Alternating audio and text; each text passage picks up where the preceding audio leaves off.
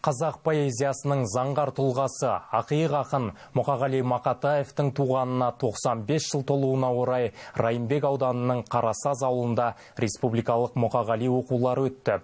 Дәстүрлі байқауға еліміздің 19 өңірінен келген дарынды оқушылар қатысып, ақын шығармашылығын насихаттауға үлес қосты. Байқаудың басты мақсаты мектеп оқушылары арасында Мұқағали Мақатаевтың әдеби мұрасын кеңінен дәріптеу, жас ұрпақтың шығармашылық қабілеттерін шыңдау және табиғи таланттарын анықтау.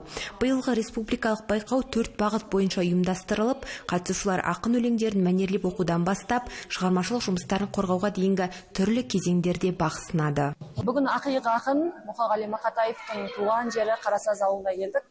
Біз Маңғыстау облысы Мұнайлы ауданы бүкіл Маңғыстау облысының оқушыларымен келіп тұрмыз.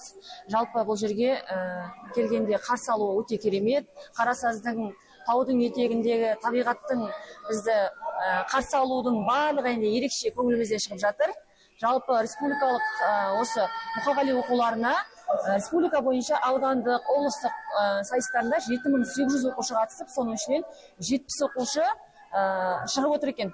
Қарасаз төрінде өткен тағылымды шараға ақынның қызы Шолпан Мұқағали қызы арнайы қатысып, жас талапкерлерге ақ жол тіледі. Сонымен қатар, ақын шығармашылығын зерттеушілер мен ұстаздар қауымы да байқаудың маңыздылығына тоқталып, Мұқағали мұрасының ұрпақ тәрбиесіндегі орны ерекше екенін атап өтті.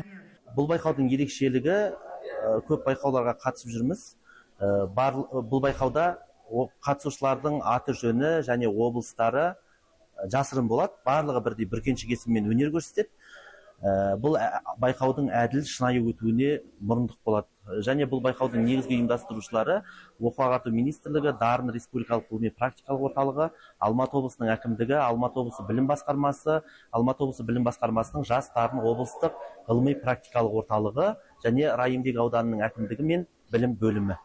70-ке жуық қатысушы жиналған республикалық Мұқағали оқулары үздіктерді анықтап қана қоймай, поэзияны сүйетін жастардың басын қосқан рухани алаңға айналды. Ұйымдастырушылардың айтуынша, ақын мұрасын ұлықтауға бағытталған мұндай игі шаралар алдағы уақытта да өз жалғасын таба беретін болады. Аяла Ұланқызы, Қонаев медиа.